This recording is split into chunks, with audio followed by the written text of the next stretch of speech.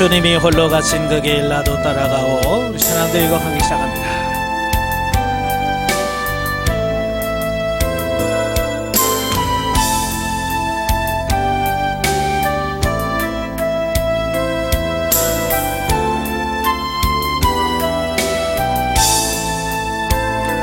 주님이 홀로 가신 그 길 나도 따라가오.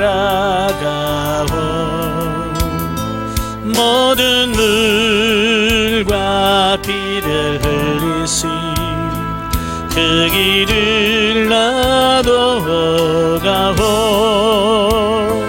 험한 산도 나는 괜찮소. 바다 끝이라도 나는 괜찮소. 죽어가는 저들을 위해 나를 버리길 바라오. 아버지 나를 보내주오. 나는 달려가겠소.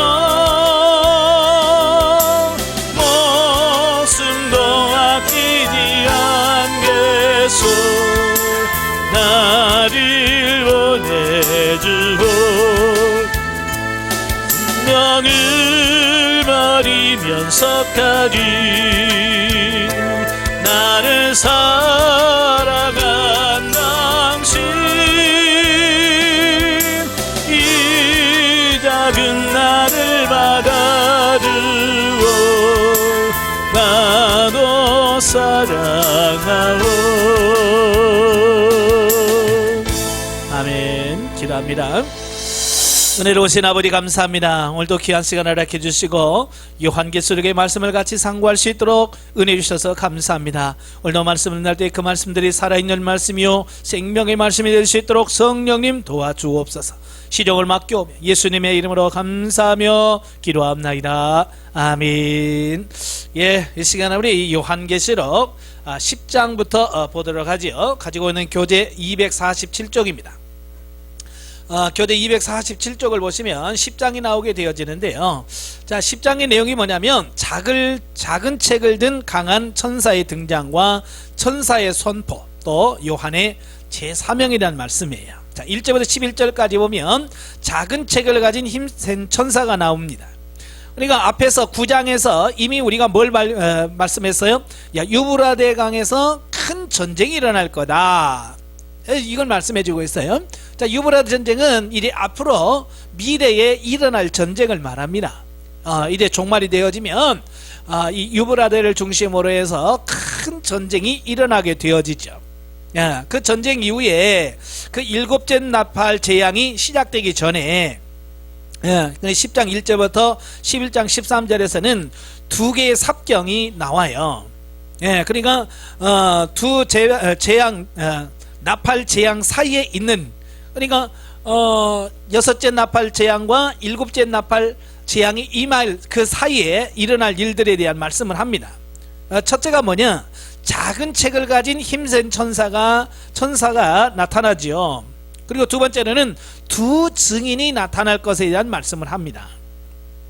그 중에서 전자의 것에 해당되는 부분이 오늘 본문이에요. 그러니까 이 요한계시록 이 본문에 7개의 삽경이 나와요. 요한계시록에 7개의 삽경이 나오는데 그 중에서 두 번째 삽경에 해당되는 부분이다 라고 이렇게 볼 수 있습니다. 자, 거기 보면, 자, 첫째, 작은 책을 가진 힘센 천사가 등장을 합니다. 자, 여기서 작은 책이라고 하는 말은 요한이 한 입에 삼킬 만한 작은 책을 말하죠. 또 힘센 천사는 누구냐? 예전에는 예수 그리스도라고 해석을 했어요. 그러나 지금은 이제 그렇게 보지 않고요, 아마 미가엘 천사나 그 가브리엘 천사장 같은 그런 높은 지위가 있는 천사로 보는 것이 옳다라고 보는 거죠.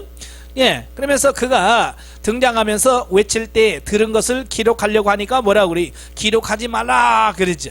왜 기록하지 말라고 할까요? 그건 비밀입니까? 그 이제 이 요한에게 전해질 이 말씀은 비밀이라는 말이에요. 그래서 그러나 반드시 이루어질 거라고 하는, 자, 이 말씀을 말씀해 주고 있어요. 내용은 비밀이지만 반드시 이루어질 거라는 거죠.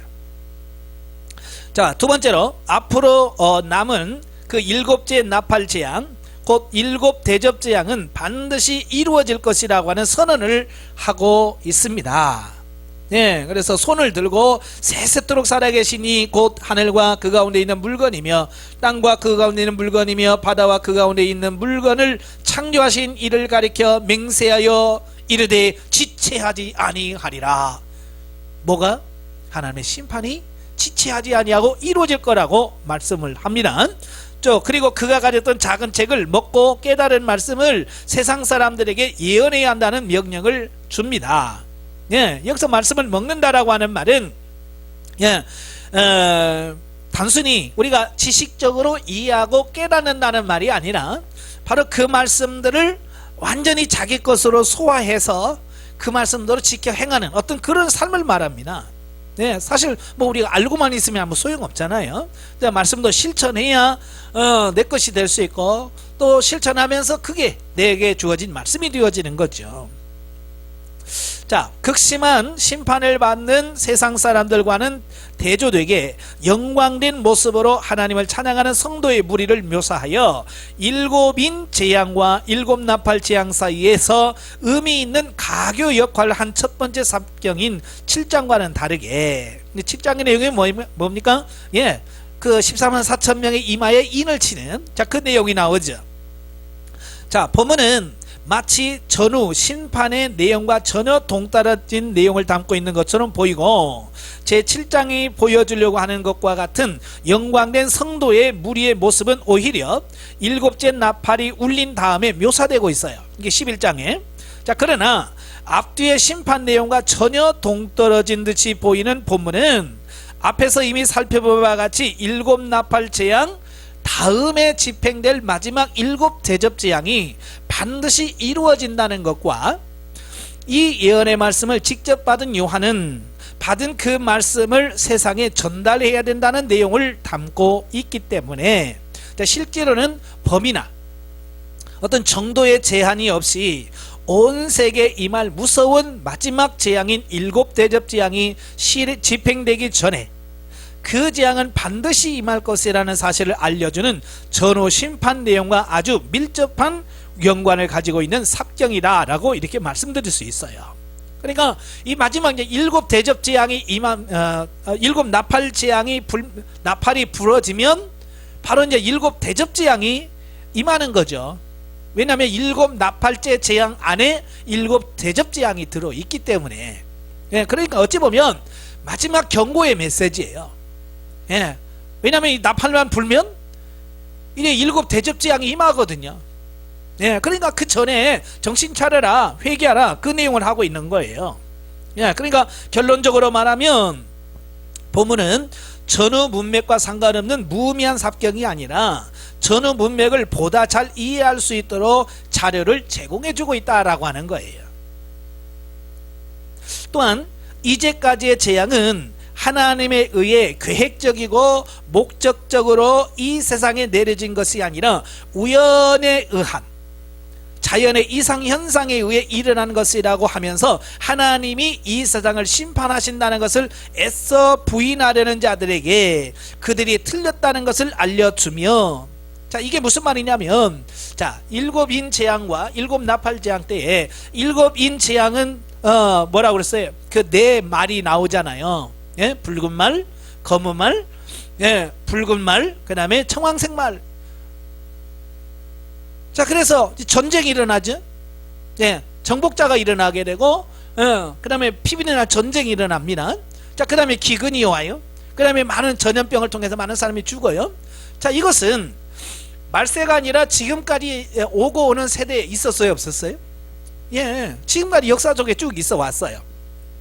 또 일곱 나팔 재앙에서 첫 번째 재앙은 땅에 임하는 재앙, 그 다음에 바다에 임하는 재앙, 그 다음에 강물에 의한 재앙, 예, 또 천체에 대한 재앙, 나팔 재앙이 다 그거예요.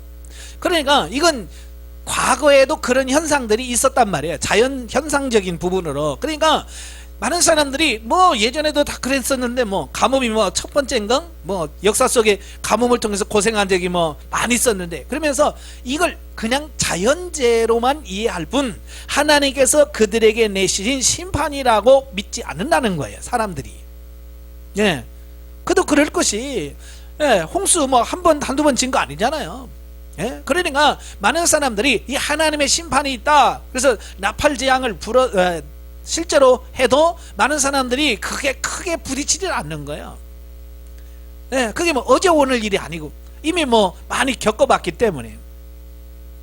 그래서 그들에게 너희들의 삶이 잘못됐다, 네, 이걸 가르쳐 주려고 하는 거예요. 그리고 회개 시간이 얼마 남지 않았으니 촉박한 시간 내에서라도 말씀을 전하여 한 사람이라도 더 구원에 이르도록 하라는 권면의 역할을 하는 매우 적절하고 의미 있는 삽경이다 라고 말씀해 주고 있어요. 예. 그러니까 하나님께서 심판하신다, 그래서 사람들이 믿으려고 하진 않는 거예요. 안 믿어요.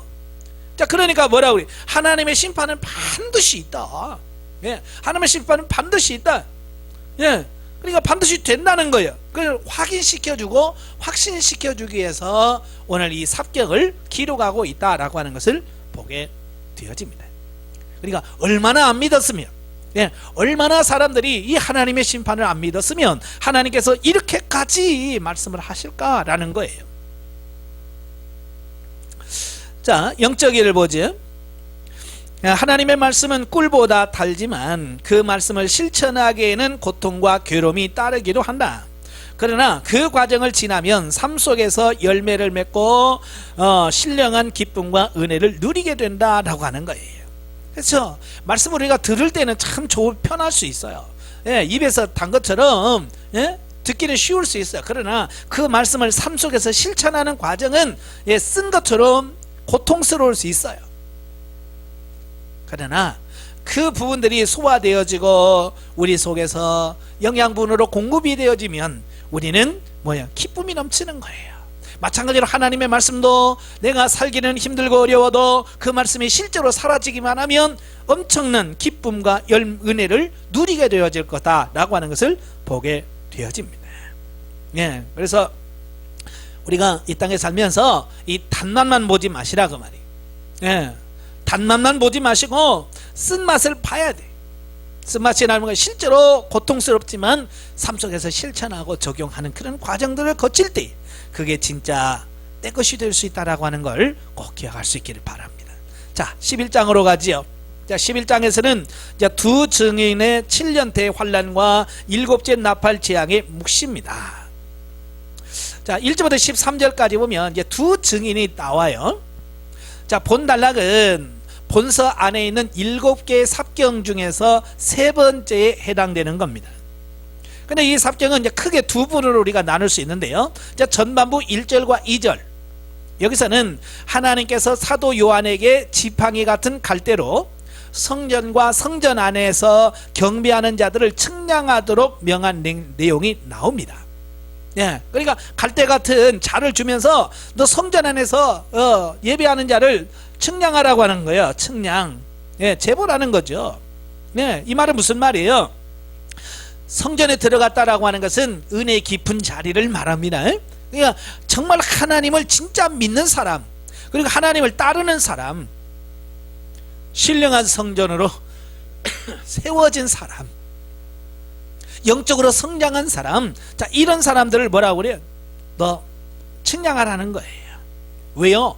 그들을 지켜주시고 보호해주기 위해서 그렇다고 말이에요.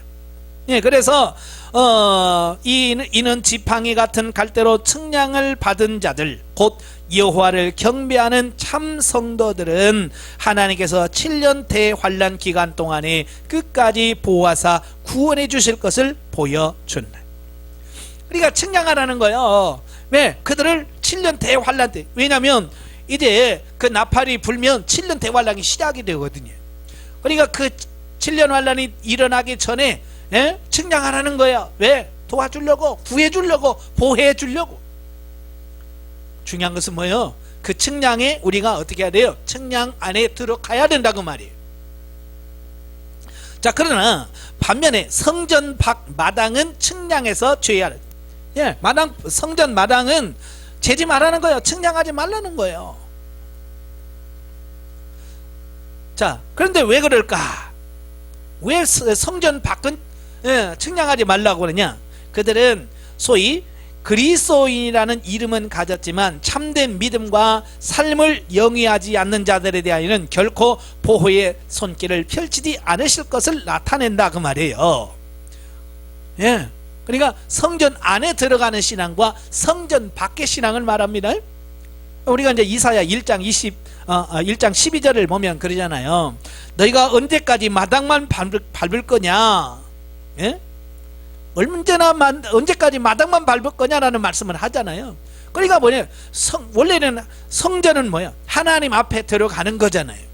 그죠? 하나님 앞에 진짜 가까이 가는 신앙이 성전 안에 들어가는 삶이에요. 그런데 그들은 뭐요? 성소 안에 들어가려고 하지 않고 성소와 지성소까지 들어가서 하나님을 영접하고 하나님을 만나고 교제하는 것이 아니라 마당만 밟고 간단 말이에요. 형식적인 신앙생활을 말합니다. 예, 그들은 측량하지 말해. 여기서 측량하지 말라고 하는 말은 유기지 않나요? 유기라고 하는 말은 뭐래요? 버려둔다 그 말이에요. 뭐 요즘에 뭐 유기견이라는 말씀을 많이 하잖아요. 자, 개를 버린단 말이에요. 이 버린 개 유기견.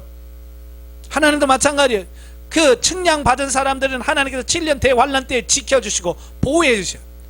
그런데 이 측량의 범위 안에 들어가지 않은 사람들은 그 보호의 안에 들어오지 못하고 7년 대환란을 그대로 겪게 되어지는 어떤 이 부분을 보게 되는 거예요. 예? 그러니까 7장에 보면 하나님께서 뭐라고 그래요? 내 바람을 잡는 자들에게 천사에게 뭐라고 그래요? 예, 이마에 인을 칠 때까지였지. 움직이지 말아요. 예? 그래서 이마에 인을 맞춘단 말이에요. 인 맞은 자의 수를 세보니까 14만 4천 명이더라. 그랬죠. 예, 인 맞은 자 7장에서는 인을 맞아야 돼. 여기서는 뭐야? 측량을 받아야 돼. 네, 하나님의 측량 안에 들어가야만 구원받을 수 있다라고 하는 것을 보게 되어집니다. 자, 이 두 증인이 등장하면서부터 이제 시작되는 게 뭐냐면 7년 대환란이에요. 우리가 많이 들어보셨죠? 7년 대환란은 이 두 증인이 등장하면서부터 이제 7년 대환란이 시작되어집니다. 그리고 이 두 증인은 7년간의 기간 중에서 전 3년 반 동안에 이 두 증인이 사역을 하게 돼요. 그러니까 7년도 전 3년 반, 후 3년 반이 나눠지는데요. 자, 3절부터 13절까지 보면 두 증인, 곧 모세와 엘리야의 정신을 계승하여 소위 말세의 대환란기 때에 복음을 증거해야 할 하나님의 모든 증인들, 곧 참성도들의 사역과 7년 대환란에 대한 내용을 담고 있다. 즉 7년 대환란 기간 중 전 3년 반 동안은 두 증인이 세상에서 고난을 당하되 큰 권세를 가지고 세상에 담대하게 복음을 증거하며 능력을 행할 것과, 예, 이제 전 3년 반의 활동을 여기서 말씀합니다. 자, 보면 예수님도 이 땅에 오셔서 지상사역을 몇 년 하셨어요? 예, 3년 반 동안 하셨어요. 야, 그러니까 이 마지막 두 증인도 예수님 같이 3년 반 동안 사역을 하실 거다. 자, 그 말씀입니다. 그리고 그 3년 반이 전 3년 반이 지나면 이제 후 3년 반 동안에는 이제 무정에서 풀려난 사단과 그의 추종하는 세력들이 두 증인을 핍박하고 이로 말미암아 두 증인이 죽임을 당합니다. 예, 두 증인이 죽임을 당합니다. 자, 그리고 하나님의 부르심으로 부활하여 구름을 타고 휴거하는 반면 땅에서는 큰 지진이 나서 많은 성이 무너지고 수많은 불신자들이 죽임을 당할 것에 대하여 예언을 해주고 있어요. 자, 이건 후 3년 반의 일이에요. 그러니까 본문의 두 증인의 모습은 말세의 교회와 성도가 처하게 될 상황에 대한 상징적인 표현들로 나타납니다. 예, 그러니까 세상 사람들이 죄를 지적하고 다가올 심판을 예언함으로써 세상의 미움을 받게 되고 결국 죽임을 당하기까지는 하지만 십자가의 죽음을 이기시고 부활하신 그리스도의 승리에 동참하는 영광을 누리게 될 소망 때문에 능히 모든 것을 견딜 수 있는 것이다. 예, 이게 무슨 말이에요? 예, 그러니까 말세가 되면 이 7년 대환란 동안, 뭐 그 전에도 기독교 박해는 있겠지만 이 7년 대환란 때는 지금까지 겪어왔던 모든 것보다는 비교할 수 없을 만큼의 엄청난 기독교 박해가 일어날 거다라고 하는 거예요. 그러니까 지금부터 영적 무장을 하지 않으면 안 돼요. 지금부터 우리가 영적 무장해서 우리 이마에 그 어린 양의 인을 맞아야 되고, 예?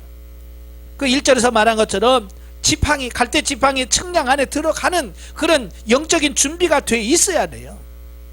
그렇지 않으면 이 증인의 삶을 살 수가 없는 겁니다. 지금 오늘날 걱정되는 게, 오늘날 우리들의 이 모습, 이 영적 현주소, 이거 가지고 정말 그 환란을 통과할 수 있을까라고 하는 거예요. 예, 자신이 없는 거예요. 왜냐하면 지금처럼 이렇게 살기 좋고 편한데도 이런 상황에서도 우리가 신앙을 못 지킨단 말이에요. 자기 믿음 하나 못 지키는데 엄청난 핍박이 오는 그 순간에 어떻게 그걸 지킬 수 있을까? 지금부터 철저하게 준비해야 돼. 준비한 사람만이 예수 그리스도께서 승리하셨던 것처럼 우리도 승리하게 될 거다. 자, 그 말씀을 우리에게 하고 있는 거예요. 정신 바짝 차리셔야 돼요. 자, 14절부터 19절까지 보면 이제 일곱째 나팔 재앙이 선포가 되어집니다. 자, 본달락은 자, 일곱째 나팔 재앙에 관한 기사의 도입 부분으로서, 자, 9장 12절에 보면 독수리가 날아가면서 세상을 향해서 뭐라고 그래요? 화가 있도다 그랬죠? 화가 한 번, 두 번, 세 번, 세 번 있을 거라는 거예요. 예, 그래서 다섯 번째 나팔 재앙, 또 여섯 번째 재앙, 자, 이게 이제 지나갔고요. 이제 마지막 일곱 번째 재앙, 화 한 번이 남았어요. 예, 바로 그게 일곱 번째 재앙에 임할 거라고는 예고가 14절에 나옵니다. 자, 이어서 일곱째 나팔 재앙의 계시를 알리는 나팔이 천사에 의해서 불려지겠지만, 예, 이 나팔이 붑니다. 자, 분다고 곧바로 재앙이 시작되지는 않아요. 자, 천사들과 성도들을 대표하는 24장로들이 왕 되신 하나님께 대한 찬양과 하나님의 심판의 정당성을 노래하는 장면을 소개합니다. 그러니까 나팔을 쫙 보니까 그냥 나팔 부는 순간 재앙이 임하는 것이 아니라 하늘에 보니까 이 천사들과 장로들의 찬양이 나와요. 근데 그 찬양 내용이 뭐냐면 하나님의 심판은 완벽하고 온전하다, 공정하다, 이걸 말씀해 주고 있는 거예요. 그러니까 많은 분들이 지금도 그래요. 많은 사람들이 사랑이 많으신 하나님께서 어떻게 마지막 심판을 할 수 있느냐, 예? 심판 같은 건 없다. 자, 그 얘기를 많이 합니다. 자, 그런데 오늘 본문에 보면 안 그래요. 그럴 걸 미리 아시고 하나님께서 이 일곱째 나팔 부니까 하늘에서, 예? 다 엎드려 절하면서 찬양을 하잖아요. 그게 무슨 내용이에요? 하나님의 심판이 온전하다, 완전하다, 정당하다, 당연하다, 이런 걸 말하는 거예요. 예? 그러니까 하나님의 심판이 없을 거라고 하는 말은 거짓말이다, 속지 마라, 그 말이에요. 자, 찬미와 노래가 그치자 하늘로부터 재앙이 반드시 있으리라는 것을 암시해주는 징조가 나타납니다. 예, 19절에 보면 이에 하늘에 있는 하나님의 성전이 열리니 성전 안에 하나님의 언약궤가 보이며 또 번개와 음성들과 우레와 지진과 큰 우박이 있더라. 예, 자, 그 천사들과 장로들의 찬양이 딱 마치니까 어때요? 하늘에 있는 하나님의 성전의 문이 쫙 열립니다.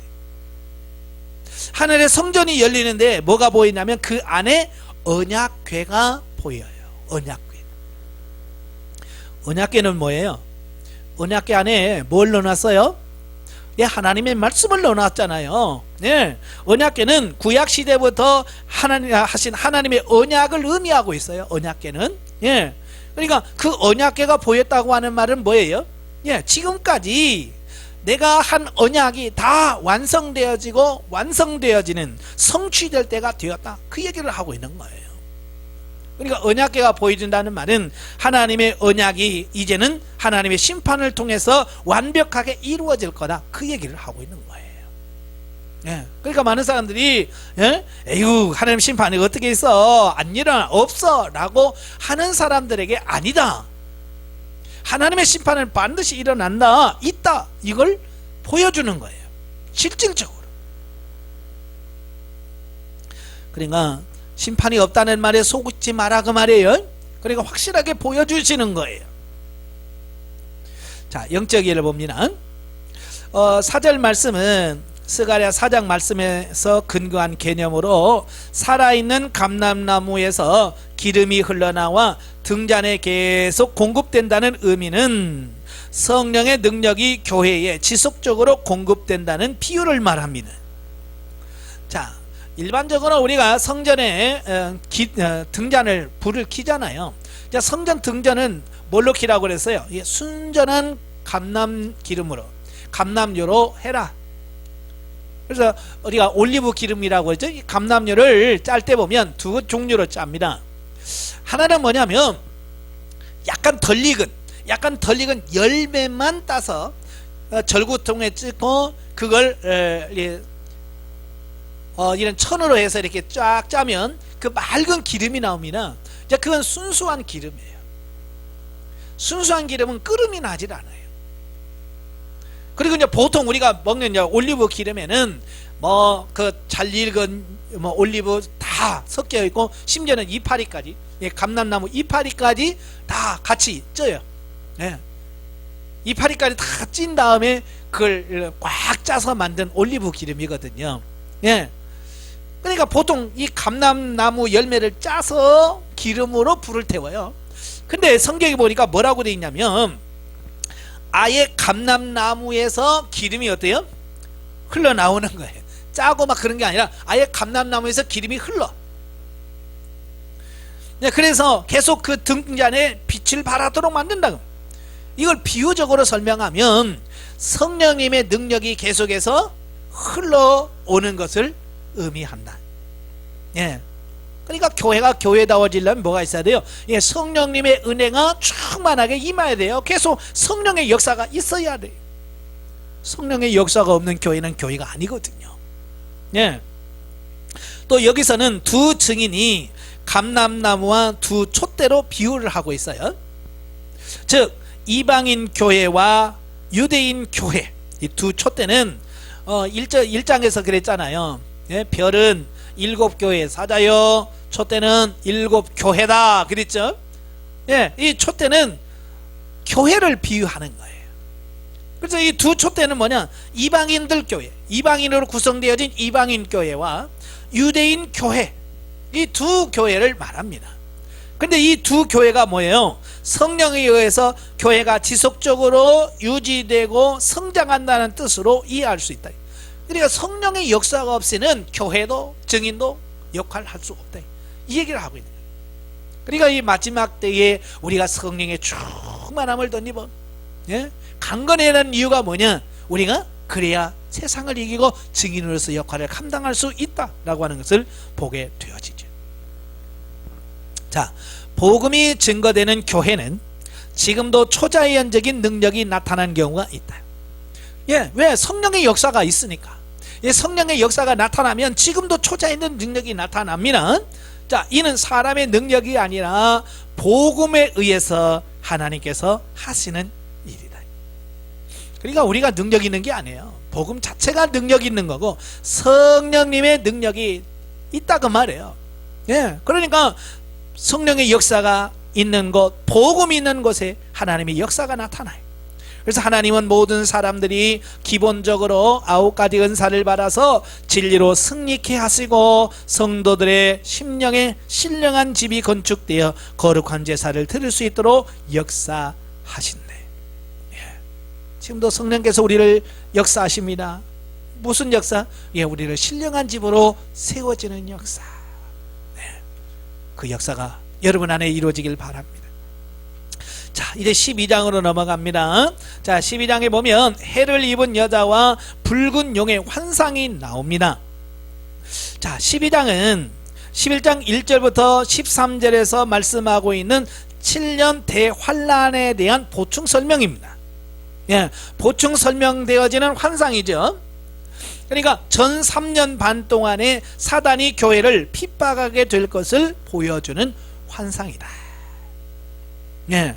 그러니까 해를 입은 여자는 누구를 가리키느냐? 바로 신약에 있는 교회를 말합니다. 예, 고난을 받을 신약 교회를 의미하고 붉은 용은 사단을 의미합니다. 자, 1절부터 6절까지 오면 여자와 붉은 용의 환상이 나옵니다. 그러니까 본문에는 마지막 세 번째 7종 재앙 중인 그 7대접 재앙을 언급하기에 앞서 다시 세 개의 중간 삽경이 그려지는데 그 중에 첫 번째 삽경 중 첫 번째 단락입니다. 자, 그 본단락은 그 제목이 이미 밝혀주고 있듯이 하나님의 교회와 타락한 천사인 사단의 관계를 매우 상징적으로 묘사해주고 있어요. 그러니까 먼저 하나님의 교회로 상징되는 그 여자, 그 여자는 어때요? 매우 큰 영광을 소유하고 있는 것으로 묘사를 하고 있어요. 예, 그래서 12장 1절에 보면 하늘에 큰 이적이 보이니 해를 입은 한 여자가 있는데 그 발 아래는 달이 있고 그 머리에는 12별의 관을 썼더라. 예, 아주 영광스러운 모습을 하고 있어요. 또한 그러면서도 메시아를 대망하면서 고통 가운데 있다. 2절에 보니까 이 여자가 아이를 베어 해산하게 되매 아파서 애를 쓰며 부르짖더라.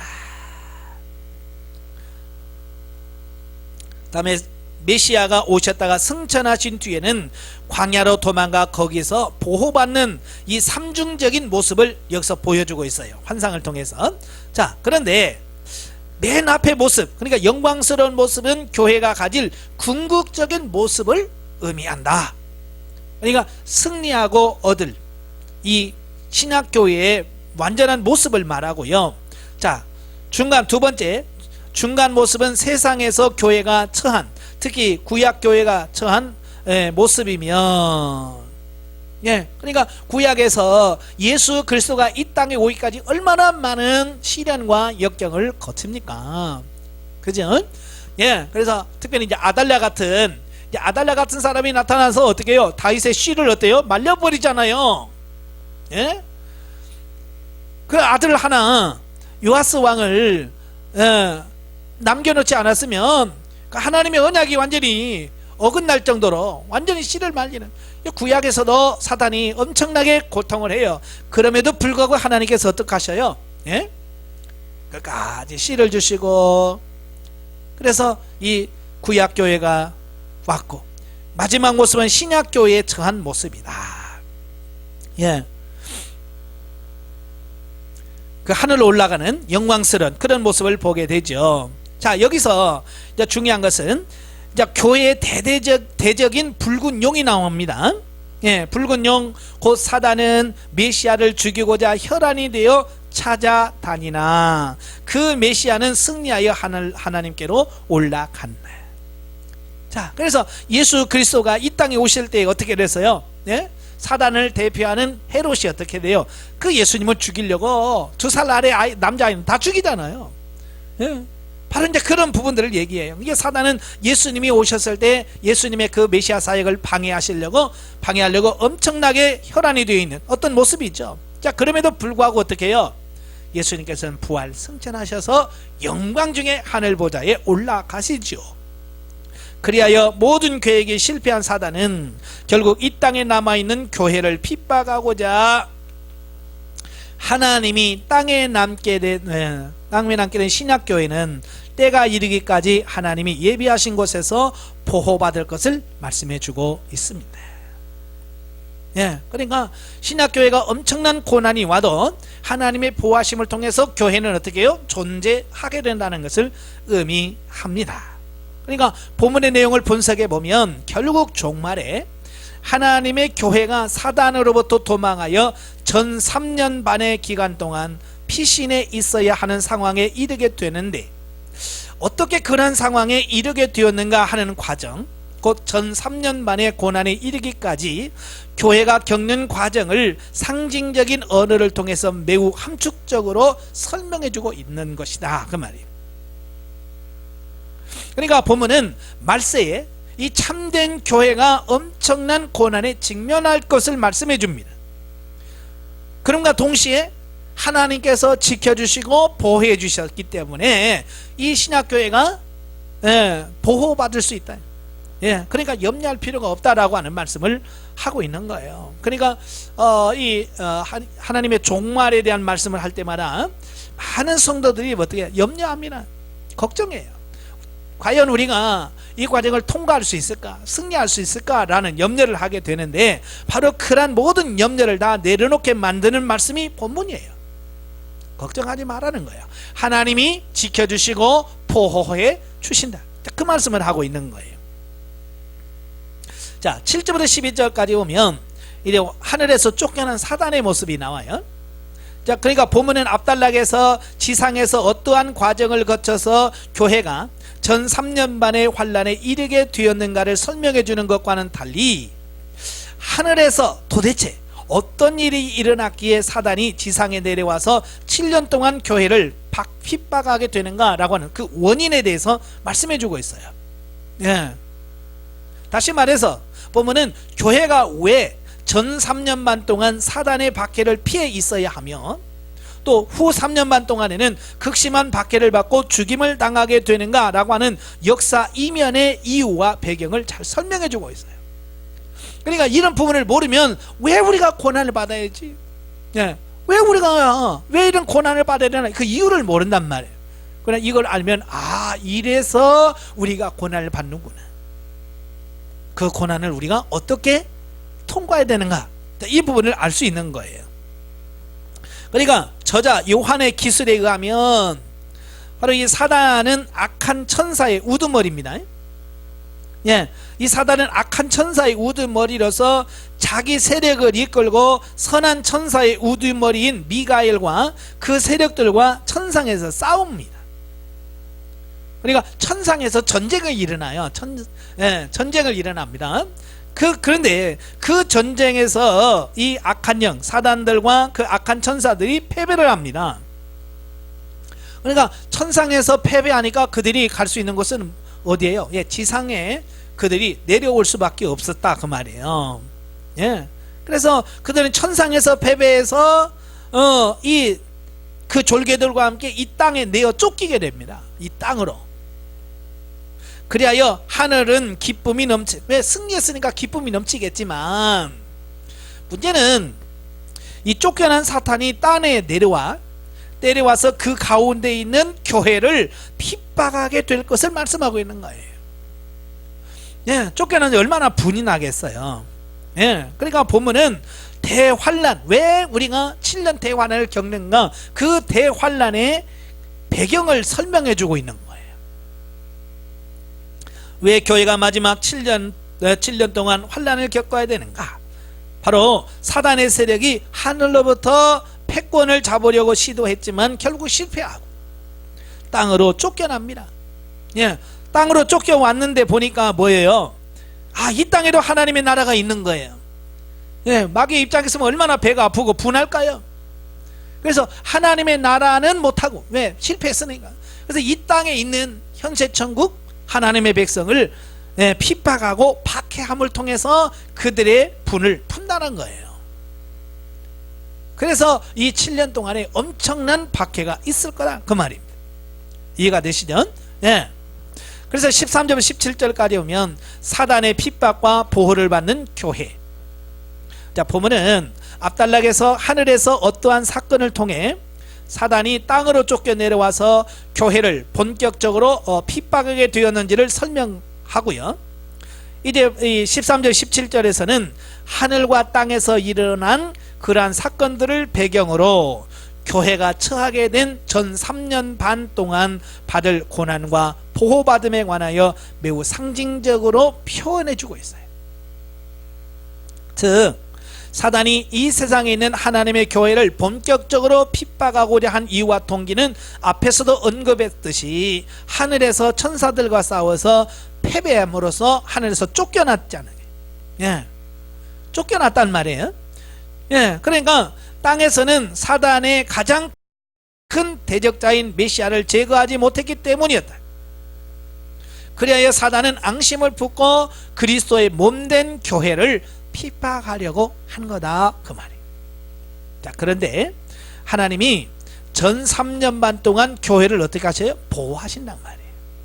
예, 보호하심으로 교회를 어찌하지 못합니다. 예, 이게 중요한 거예요. 아무리 사단이 교회를 핍박하고 멸하려고 해도 하나님이 보호하시면 그들도 어찌할 수 없는 거예요. 예, 이제는 하나님의 교회에 개개 구성원들을 개별적으로 핍박하고자 한다. 그러니까 교회라고 하는 공동체는 박해할 수가 없어. 왜? 하나님이 지켜주시니까. 그래서 이 교회라고 하는 하나님의 교회를 공격하지 못하고 이제는 뭐냐, 그 교회를 이루고 있는 개개인들, 성도 개개인들을 개별적으로 핍박하게 되어지는 이 부분을 보게 돼요. 그래서 이는 성도가 극심한 고난을 당한 후 3년 반의 환난을 예고하고 있다, 그 말입니다. 예. 자, 그래서 용이 여자에게 분노하여 돌아가서 여자의 남은 자손, 곧 하나님의 계명을 지키며 예수의 증거를 가진 자들과 더불어 싸우려고 바다 모래 위에 섰더라.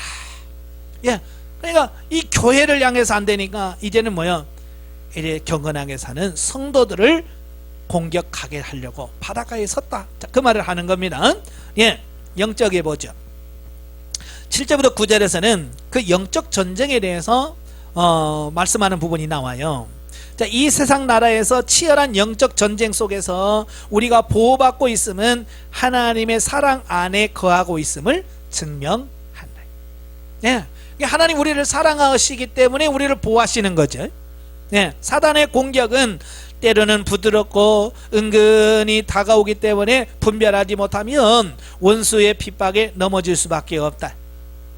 원래 이 사단이 광명한 천사였어요. 그리고 교만해서 하나님을 대적하다가 쫓겨났을 뿐이죠. 그러니까 본질적으로 이 사람은 천사란 말이에요. 그러니까 그들 모습에 광명한 천사처럼 다가온다, 그 말이에요. 그러니까 분별하지 못하면 거기에 속을 수 있다.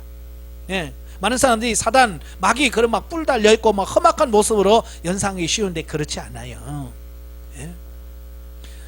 우리가 자기의 생명을 아끼지 않기까지 하나님의 법에 순종한다면 이 세상과 마귀와의 싸움에서 이길 것이다. 우리의 싸움은 혈과 육의 싸움이 아니라 공중권세 잡은 원수 마귀와의 싸움이다. 사람은 사랑하되 배후에서 죄를 유발시키는 사단의 세력은 대적해야 한다. 그러니까 우리가 정말 싸워야 될 대상이 누군지를 정확하게 알아야 돼. 우리의 싸움의 대상은 사람이 아니에요. 그 뒤에서 역사는 악한 영입니다. 그런데 우리는 보통 그 뒤에서 역사는 사단과 싸우려고 하는 것이 아니라 사람과 싸운단 말이에요. 이게 문제예요. 사랑해야 될 사람과 싸우지 마세요. 하나님께서 원수 마귀를 허용하심은 성도가 늘 깨어서 영적인 열매 맺는 삶을 살도록 하시기 위함이다. 그러니까 고난이 없다면 많은 사람들이 영적인 잠에 다 빠져서 자고 있을 거예요. 그러나 고난을 받으면 깨어 있을 수밖에 없잖아요. 그래서 하나님께서는 어찌할 수 없어. 왜? 우리를 깨어서 우리를 구원하려고 하니까. 우리가 깨어있는 방법은 고난 중에 있는 것밖에 없거든요. 그래서 우리로 깨어있도록 하기 위해서 우리에게 많은 고난을 허락하신다라고 말씀해주고 있어요. 그러니까 고난이 복인 거죠. 예, 고난에 감사할 수 있기를 바라요. 자, 이제 13장으로 넘어가지요. 자, 13장에 넘어가게 되면 자, 바다와 땅의 두 짐승의 환상이 나옵니다. 자, 12장은 그 7년 대환란 중에서 전 3년 반 동안에 일어날 일들이라면 이 13장부터는 후 3년 반, 그러니까 전 3년 반에는 핍박이 있지만 그래도 덜 심한 핍박이 있고 이제 후 3년 반에는 엄청난 핍박이 오는 시기가 와요. 그러니까 전 3년 반과 후 3년 반 얘기죠.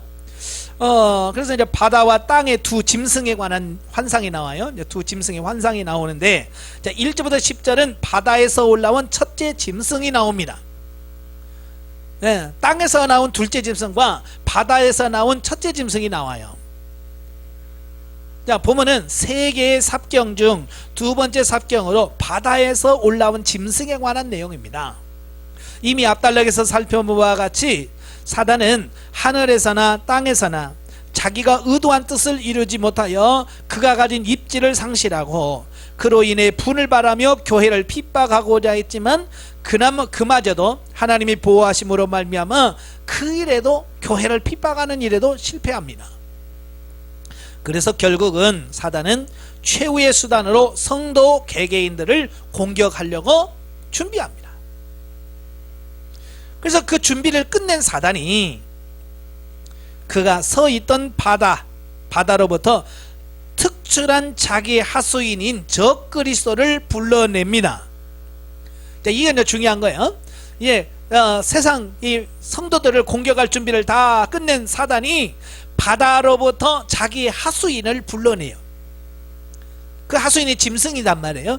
짐승을 불러내는데 그 짐승이 누구냐? 적그리스도다. 적그리스도라는 말 들어보셨죠? 예수님을 대적하는 그런 사람을 불러낸다 그 말이에요. 그래서 자기의 권세를 부여하여 큰 권세를 가진 자로 세운다. 물론 이 적그리스도는 사단의 하수인이라고 할 수 있어요. 이게 사단이 시키는 대로 모든 것을 다 하는 어떤 그 하수인에 불과하는데요.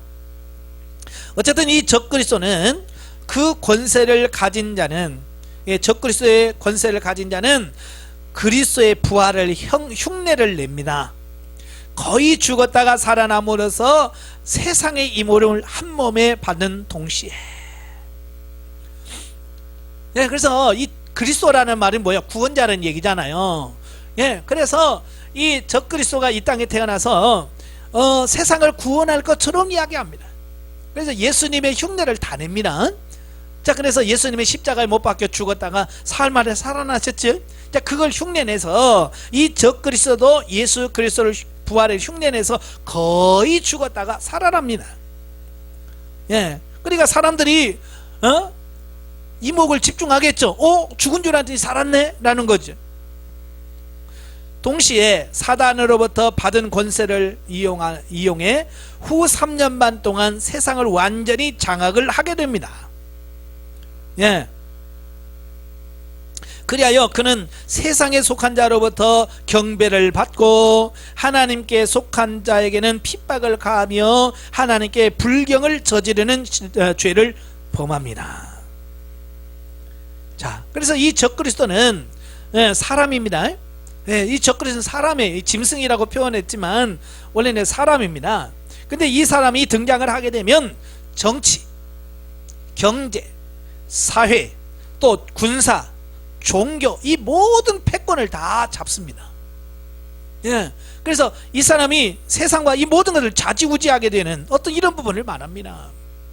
그래서 그가 받은 힘을 가지고 교회와 성도를 핍박하게 되어집니다.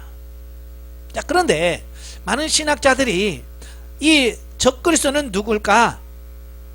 이 마지막 때의 적그리스도는 누구냐? 바로 카톨릭으로 봅니다. 적그리스도는 이 카톨릭으로 봅니다. 왜 적그리스도냐? 지금까지 예수 그리스도를 얘기해서요. 그러니까 카톨릭은요, 어느 누구도 뭐라고 그래요? 이 적그리스도라고 인정을 안 할 거예요. 왜? 예수님, 하나님 다 얘기했고 다 했어요. 그러니까 가끔 이런 얘기를 해요. 저한테, 목사님, 카톨릭이 이단입니까? 라는 질문을 저에게 하더라고요. 저는 그들에게 말합니다. 제가 봤을 때는 카톨릭은 이단이 아닙니다. 이단이 아니고 다른 종교입니다. 기독교와 다른 종교입니다. 이단이라고 하는 것은 뭡니까? 조금 다른 걸 이단이라고 그래요. 교리에서, 교리적 차이에서 조금 빗나간 것을 이단이라고 하는데요. 이 카톨릭은요, 어찌 보면 우리가 가지고 있는 정통 교리에서 조금 벗어난 게 아니고 한두 가지 벗어난 게 아니고 이건 완전 근본적인 칭의부터 완전히 달라요. 그러니까 똑같은 성경 보고 예수님 이야기와 하나님 이야기 하니까 우리 모든 믿는 사람들은 카톨릭이 괜찮은 줄 알아요. 그래서 심지어는 뭐라고 얘기하냐면 난 나중에 카톨릭으로 갈래.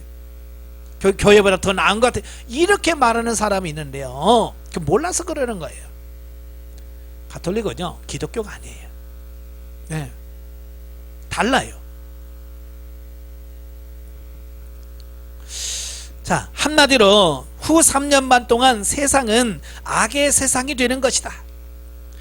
그러나 저자는 적절하게 적그리스도가 세상 권세를 잡는 그것이 참된 것도 아니요 영원한 것도 아니니 성도들은 믿음으로 인내하여 승리하라고 권면하는 말로 본문을 매듭짓습니다. 왜냐하면 아무리 그들이 강하고 뭘 해도 하나님께서 몇 년 동안 주시는 3년 반이라고 하는 기간을 허락해 주었어요. 그러니까 3년 반, 그 어려운 3년 반도 뭐예요? 견디고 가라. 영원한 게 아니라 네, 통과해라. 그 얘기를 하고 있는 거예요. 네? 만약에 그 기간이 1000년 만년 된다면 감히 누가 그걸 이기겠어요? 그죠? 그런데 3년 반이니까 저자인 요한이 이겨라. 네? 통과해라. 그 이야기를 하고 있는 거예요.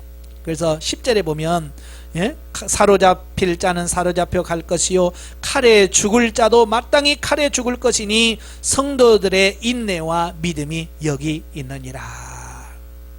많은 사람들이 칼로 죽고 예? 사로잡히고 그럴 거예요. 그때 필요한 게 뭐냐? 인내하는 거다. 예? 인내할 수 있는 게 뭐야? 믿음인 거예요. 자, 11절부터 18절까지 보면 이제 땅에서 올라온 둘째 짐승을 말합니다. 첫째 짐승은 어디서 왔어요? 예, 바다에서 올라온 짐승. 이거는 적그리스도입니다. 자, 근데 땅에서 올라온 짐승은 뭐냐? 이제 압달락은 열강을 지배하는 권자를 상징하는 바다에서 나온 사단의 권세를 가지고 세계를 다스리며 하나님의 백성을 핍박하는 첫째 짐승인 적그리스도에 관한 기록이라면, 둘째 달락인 본문은 그 첫째 짐승 다음으로 사단에 의해 거짓 선지자로 세워진 둘째 짐승이 첫째 짐승과 함께 후 3년 반 동안 세상을 다스리고 미혹하여 하나님의 백성들을 핍박하게 될 것을 말씀해주고 있는 거예요. 그러니까 본문에 가면 이 둘째 짐승은 이 둘째 짐승은 거짓 선지자라고 얘기해요. 거짓 선지자. 땅에서 올라오는데 사람들을 미혹하기 위해서 그리스도의 모습인 어린 양의 모습으로 이장하고 나타나 가르치는 것은 사단의 가르침을 말한다. 그러니까 이 거짓 선지자는 모습은, 밖에서 보면 겉모습은 그 그리스도의 어린 양의 모습이에요. 그러니까 이단들이 다 누구 얘기해요? 예수님 얘기하고 다 얘기하잖아요. 성경 얘기하고 다 합니다. 그런데 실제 그 안에 들어가서 모습을 보면 예수님 얘기 안 하잖아요. 성경을 얘기하지만 예수님 얘기 안 해요. 구원 얘기 안 합니다. 자기들이 하고 싶은 이야기를 하고 있을 뿐이에요. 그러니까 이 거짓 선지자가 마찬가지예요. 모습은 어린 양 같아요. 그러니까 모습은 기독교의 형태를 띈다 그 말이에요. 그러나 예수님과 하나님 성경을 가르치나 본질에서 떠나 있다라고 하는 거예요. 본질에서 떠나 있어. 그러니까 마지막 때 우리가 할 수 있는 건 뭐냐? 분별해야 되는 거예요. 예. 그러니까 저들도 똑같이 성경 쓰던데요, 저들 똑같이 우리하고 예배하던데요, 똑같이 설교하던데요. 예, 그럴 수 있어요. 예, 어린 양의 모습을 띠고 있기 때문에 똑같이 그럴 수 있어요. 그러나 그 본질 부분에서는 다르다 그 말이에요. 그러니까 성경 읽어놓고 엉뚱한 얘기 하는 거예요. 신천지 보세요. 성경 읽어놓고 이 사람이 바로 이만이라 그러잖아요. 그런 거예요. 이게 성경 쓴다고 다 뭐 옳은 건 아니에요. 그래서 분별이 중요한 거예요.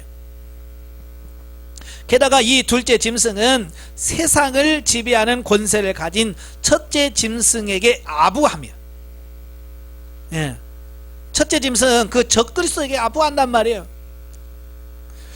그 다음에 첫째 짐승이 가진 권세를 부여받아 첫째 짐승 같은 권세를 휘두릅니다. 뿐만 아니라 둘째 짐승은 초자연적인 이적을 행하여 세상 사람들을 완전히 자기 손 아귀에 넣고 주무릅니다. 네. 그러니까 어찌 보면 이 적그리스도는 이 가톨릭이라고 한다면 이 거짓 선지자는 누구겠어요? 가톨릭과 손잡은 기독교 지도자들을 의미합니다. 네. 지금 WCC 하는 게 있잖아요. 네. WCC가 바로 이 일을 하고 있는 거예요. 네. 세상에 있는 모든 종교를 지금 하나로 뭉치는 겁니다. 그러니까 우리 기독교 안에서도 지금 그 일에 앞장서서 주장하는 사람들이 있어요. 예. 그들이 지금 계속 어떻게 합니까? 이 교회 성도들의 마음을 움직여서 사단의 이 적그리스도에게 가도록 만드는 거예요. 그러니까 큰 교회 목회자들이 이 WCC 하면서 가톨릭과 손잡고, 예? 가톨릭의 미사에 참여하고, 또 그들은 교회에 와서 또 그들 나름대로 또 미사를 하고, 자, 그런단 말이에요. 교류를 하는 거예요. 어찌 보면 종교 통합을 하는 거예요. 그래서 이들이 뭐냐, 이 적그리스도에 가서 아부를 하는 거예요. 아부. 왜냐하면 그때 당시만 해도, 이때만 되면 이제 이 적그리스도의 허락이 없이는 아무것도 안 돼요. 예. 그러니까 아부할 수밖에 없죠. 살려고 하니까. 자, 그래서 이 초자연적인 이적을 행해서 세상 사람들을 자기 손아귀, 왜냐, 이 초자연적인 이적을 행하면, 예, 많은 사람들이 따라온단 말이에요. 그래서 막 하늘에서 막 불이 떨어지고, 심지어 막 죽은 사람을 살려내기도 하고, 예, 큰 이적들을 행합니다. 그러니까 많은 사람들이 그를 따르게 돼 있어요. 근데 자기들 만을 따르는 사람들을 보니까 어때요?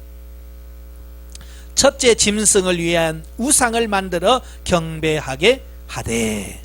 그러니까 이 둘째 짐승이 하는 일이 뭐냐, 이 첫째 짐승을 위한 우상을 만들어요. 우상. 우리 기독교에서는 아무 형상도 만들지 않지요. 예. 심지어 예수님 형상도 안 만듭니다. 마리아 형상도 안 만들어요.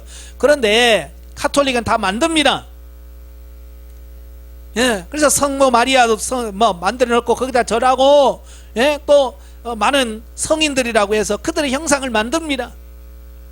그게 바로 이런 거예요.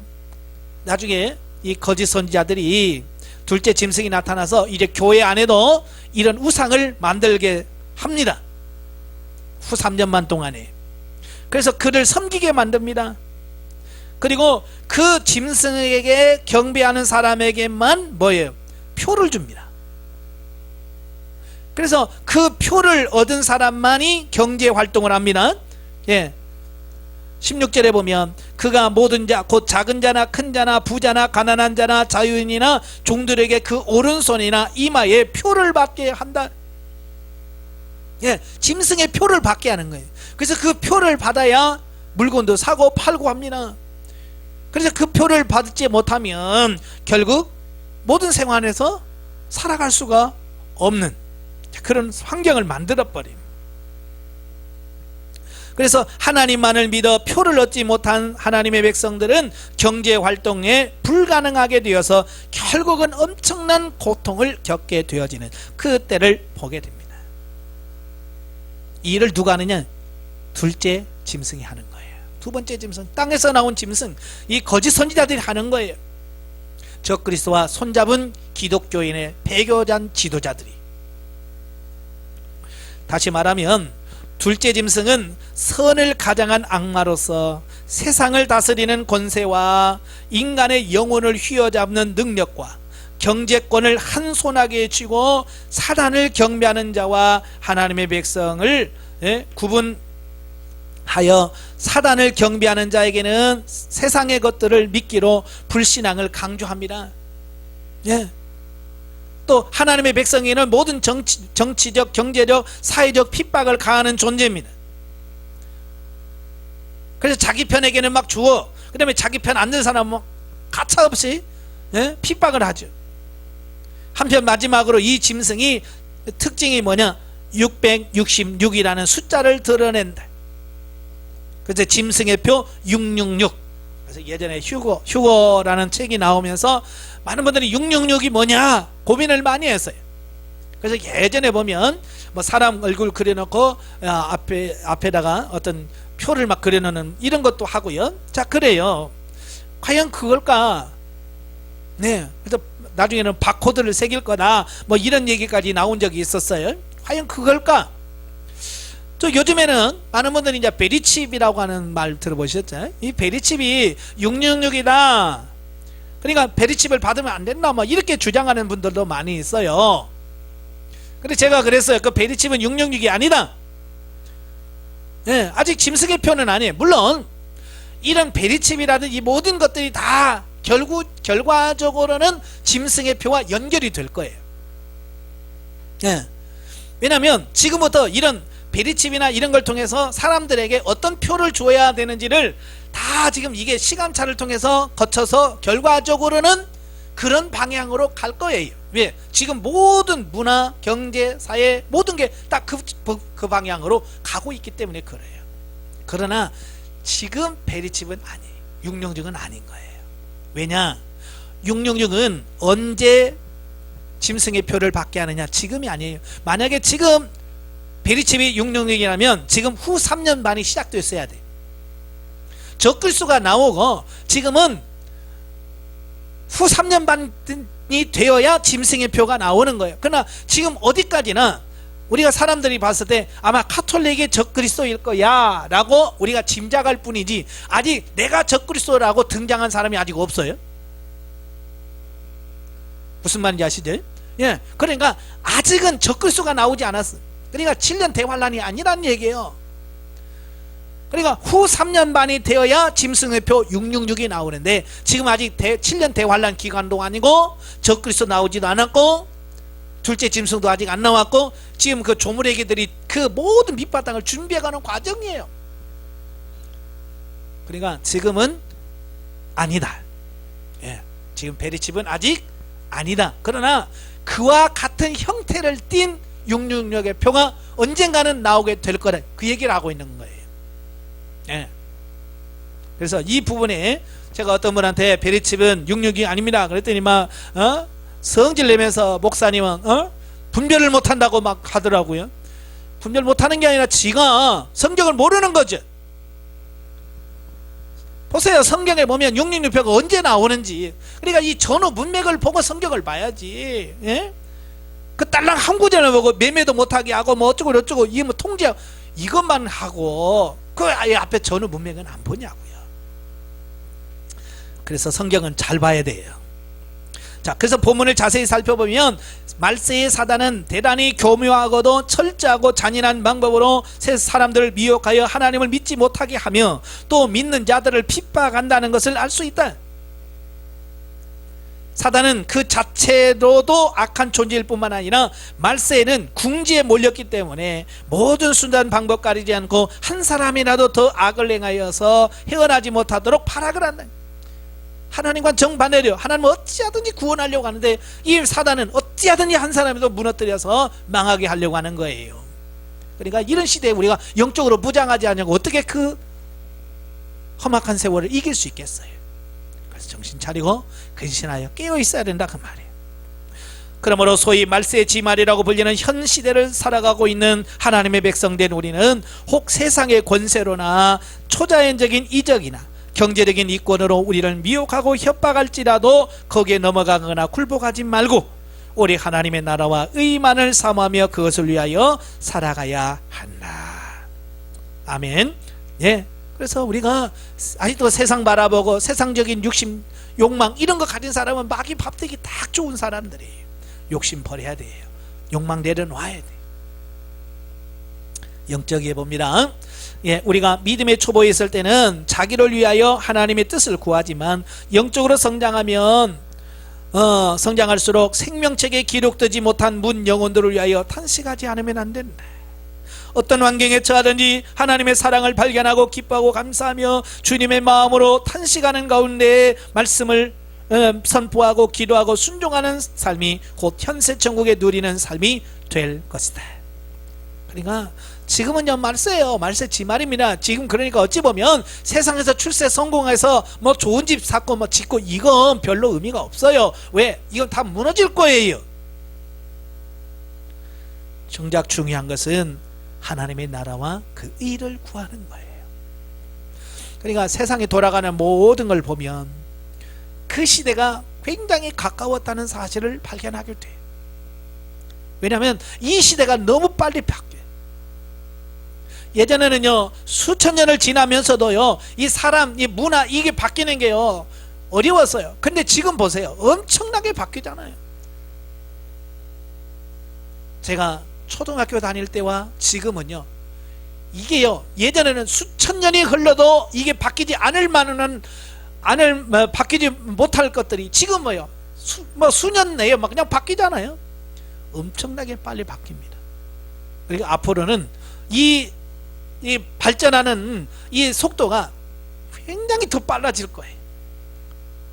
지금 저 보면 핸드폰 1년마다 2년마다 이렇게 바꾼다면 나중에는 1년 아니에요. 그냥 순간순간 달마다 이게 막 바뀌어질 거예요. 막 새로운 제품들이 계속 나올 거예요. 그만큼 발달되면서 어떻게 이 시대가 빨리 지나갈 거예요. 그러면서 이 종말도 빨리 올 거라는 거예요. 그러니까 정신 차려야 된다 그 말입니다. 참 믿음 안에 있으면 우리의 육체가 죽어도 그것은 영광스러운 부활체로 부활하기 위해서 잠자는 것을 믿기 때문에 죽음을 두려워하지 않는다. 모든 사람에게는 최종적인 하나님의 심판이 있다 뿐만 아니라 매 순간 자신의 행위에 따른 심판이 있다. 우리는 예수 그리스도의 보혈로서 우리의 죄를 사함을 받았으나 성령을 회방하는 자는 영원히 사함을 받지 못하게 된다. 그래서 우리가 성령 회방하는 죄를 짓지 말아야 됩니다. 8절에 이 세상 나라가 무너질 것을 비유적으로 말씀하고 있다. 우리의 육체는 소멸되었으나 변화되고 성숙한 영혼은 영원하며 은혜로 말미암는 복음의 역사되는 하늘의 상급으로 남게 된다. 그러니까 제가 늘 말하는 뭐가 중요한지를 정확하게 아는 것이 중요한 거예요. 세상에서 출세 성공이 아니라 하나님 나라에서 삶이 중요한 거예요. 자, 14장입니다. 시온산에서 구원받은 자의 노래와 그 새 천사의 새 메시지. 자, 1절부터 5절을 보면 시온산에 14만 4천 명이 노래를 합니다. 바로 이 14만 4천 명은 누구냐? 바로 7년 대환란을 통과하고 승리한 성도들의 환희에 찬 노래를 말합니다. 그 힘든 과정을 통과해서 얼마나 기쁠까요? 그래서 막 찬양을 합니다. 본장은 세계 사건 중 마지막 사건이라 독특하게 모든 7개의 환상으로 구성되어 있습니다. 본단락은 7개의 환상 중에서 첫 번째 환상에 관한 내용인데요. 짐승에게 굴복하지 아니하고 극심한 고난을 당하고서도 이긴 자나 죽임을 당할지라도 신앙을 지킨 하나님의 백성들이 처하게 될 거룩하고도 영광스러운 하늘 광경을 묘사합니다. 그래서 승리한 사람들은 어때요? 기쁨을 누리는 거예요. 이거 보면 스포츠, 그러니까 월드컵이라든지 이런 데 봐서 보면 그 마지막 결승전에서 승리하면 어때요? 이긴 팀은 막 그냥 환호를 하잖아요. 막 기뻐서 웁니다.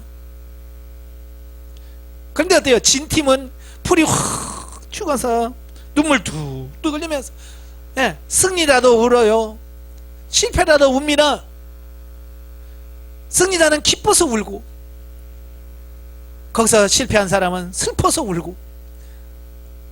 여러분도 그날의 승리의 기쁨을 맛볼 수 있기를 바래요.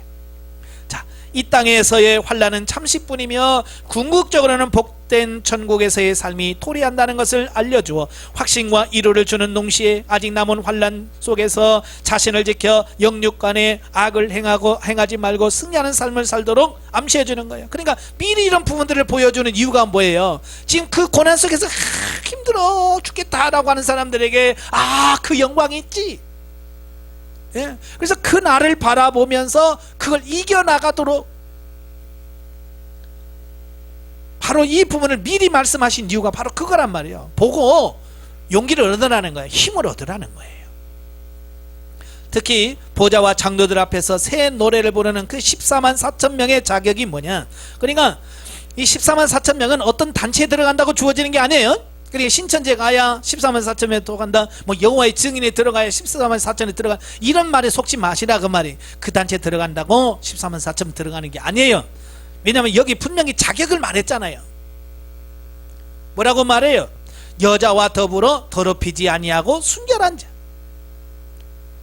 또 어린 양이 어디로 인도하든지 따라가는 자, 사람 가운데서 속량함을 받아 처음 익은 열매로 하나님과 어린 양에게 속한 자, 그 입에 거짓말이 없는 자, 흠이 없는 자.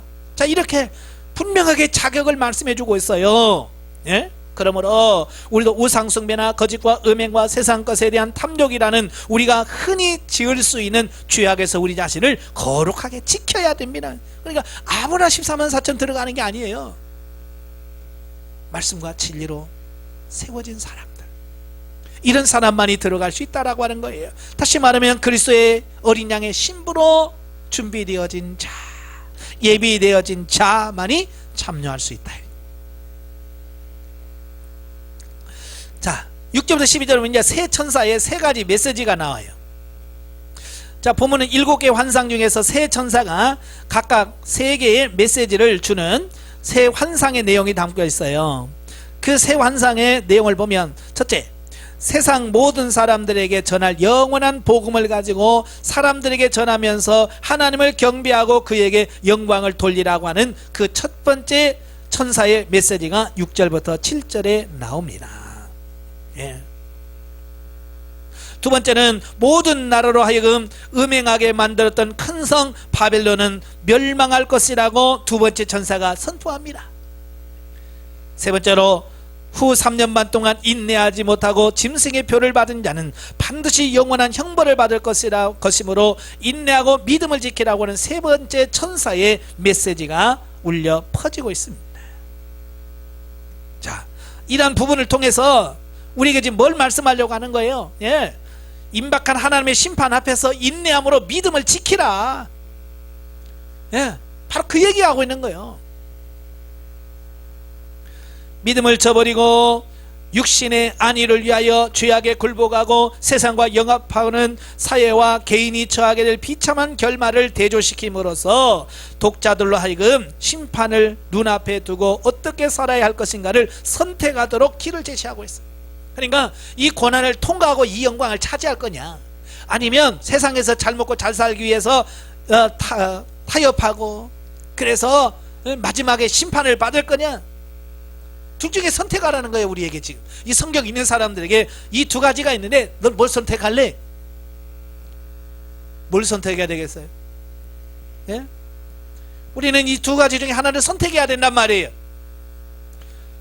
내가 어떤 길을 선택하든지 결과는 우리가 책임져야 되는 거예요. 고난을 통해서 하나님의 나라에서 영광을 받을 것이냐, 아니면 세상에서 편하게 살다가 예? 하나님에 가서 심판을 받을 거냐, 이건 저와 여러분들이 지금부터 선택해야 될 부분. 그래서 지금부터 준비해야 돼. 나는 하나님 앞에서 상을 받기를 원한다면 지금부터 영적으로 철저히 준비해야 돼. 그래서 주님 앞에 바로 서는 그런 삶이 돼야 돼.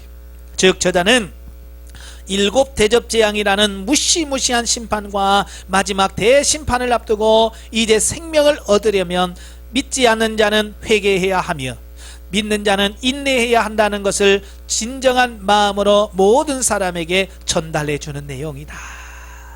왜 이렇게 말하냐면 이제 시간이 얼마 안 남았어요.